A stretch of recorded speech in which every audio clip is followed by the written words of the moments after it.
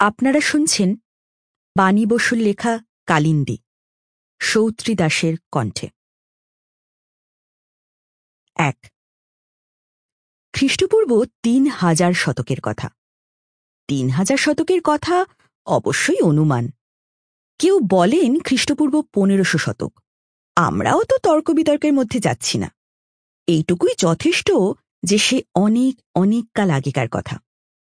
বুদ্ধের সময় যদি খ্রিস্টপূর্ব ৫০০ শতক হয়, তারও অনেক আগে।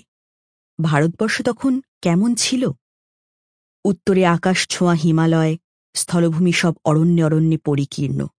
তারই ভেতর দিয়ে কি উত্তরে কি দক্ষিণে কাটাকুটি খেলতে খেলতে, কলকল ছলছল করতে করতে, কখনো বা সুগম্ভীর নাদে চতুর্দিক পরিপূরিত করে বয়ে চলেছে অসংখ্য বারিধারা, নদ নদী। তাদের নাম গঙ্গা, যমুনা, সরস্বতী, দৃশোদ্যতী, সিন্ধু, ভৈরব, গোমতী, হিরণ্যবাহ, নর্মদা, গোদাবরী, কৃষ্ণা, কাবেরী। লক্ষণীয় নামগুলি সবই তৎসম। তৎসম নাম হিমালয়ের সব প্রতিশব্দগুলিরও, এবং ভারতের মাঝ বরাবর যা স্থলভূমিকে প্রায় দুভাগে চিড়ে দিয়েছে সেই বিন্ধ্য পর্বত, পূর্ব সমুদ্রতীরে মলয়াদ্রি বা মহেন্দ্র পর্বত, পশ্চিম সমুদ্রতীরে সহ্যাদ্রি, সমস্ত নাম তৎসম। এই নামগুলি যারা দিয়েছিলেন তাদের আমরা বলতে অভ্যস্ত হয়ে গেছি আর্য, আর তাঁদের ভাষা সংস্কৃত, ভাষা ছন্দস। সাধারণভাবে বলা হয় দেবভাষা। এই আর্যরা বহিরাগত নয়, তা নিয়ে পণ্ডিতরা এখনো একমত হতে পারেননি। তবে লোথাল, কালিবাঙ্গান, রোপার ও সর্বশেষ মেহেরগড় খননের পর একথা ভাবার যথেষ্ট যুক্তি আছে যে এরা কোনো বহিরাগত নয়, এবং যাকে সিন্ধু সভ্যতা বলা হচ্ছে তা আর্য আক্রমণ বিধ্বস্ত হয়নি, বরং নানা প্রাকৃতিক কারণে বহুবার ভেঙেছে আর গড়েছে। তার কেন্দ্র ছিল সরস্বতী, দৃশোদ্যতীর মধ্যবর্তী দুভাগ। সিন্ধু একা নয়। নদীগুলি শুকিয়ে গেল, তাদের বিপুল জলধারা ছিল এক একটা সভ্যতার প্রাণধারা। তাই তাদেরও ঘটল লুপ্তি, এবং মূলত মহেঞ্জোদারো ও আর্য উভয়েই একই ভারতীয় সভ্যতার অঙ্গ।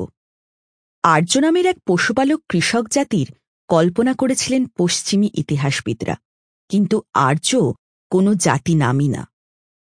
অভিধান ও ব্যবহার অনুযায়ী আর্য কথাটার মানে যাকে আমরা আজকাল বলি ভদ্রলোক, শুধুমাত্র ভদ্রলোক।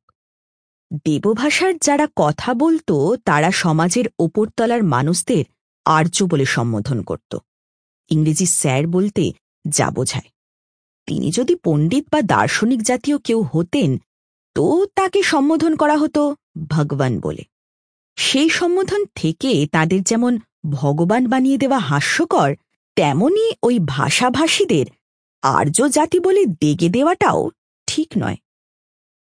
আসুন আমরা চলে যাই সেই অনির্দিষ্ট, ইতিহাস দ্বারা অনুচ্ছিষ্ট পুরাতনী ভারতবর্ষে। চতুর্দিকে শুধু জঙ্গল, জঙ্গল আর জঙ্গল। এক কথায় তার নাম মহাবন। এই মহাবন ছেয়ে রয়েছে উত্তর থেকে দক্ষিণ, পূর্ব থেকে পশ্চিম।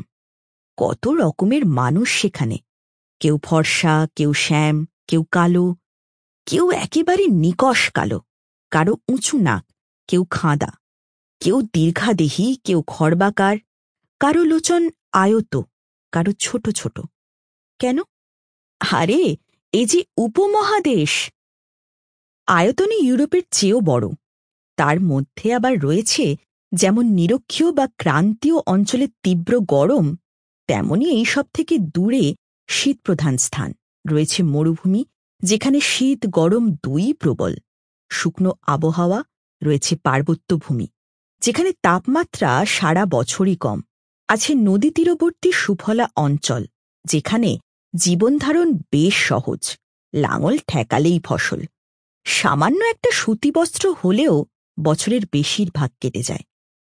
ঊর্ধ্বাঙ্গ অনাবৃত রাখলেও কোনো ক্ষতি নেই। এখানে সব জায়গায় যে একরকম মানুষ জন্মাবে না, Sample complete. Ready to continue?